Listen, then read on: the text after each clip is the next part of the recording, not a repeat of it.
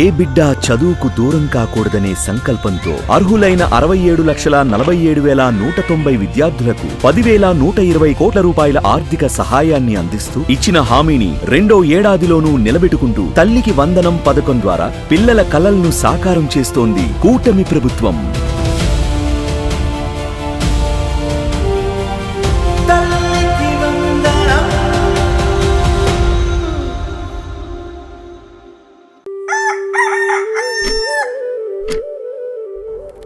శ్రావణి, వాసు, రాము, school time అవుతుంది, లేవండమ్మా.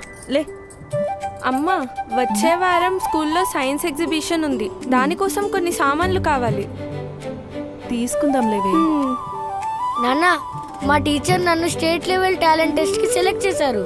Books కొనాలి నాన్న. సరే నాన్న.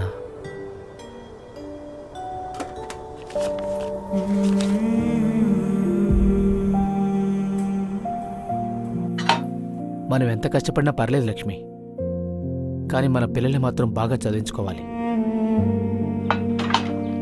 పిల్లల కలలు ఎంత పెద్దవో వాటిని నిజం చెయ్యాలనే తల్లిదండ్రుల బాధ్యత అంతకంటే పెద్దది.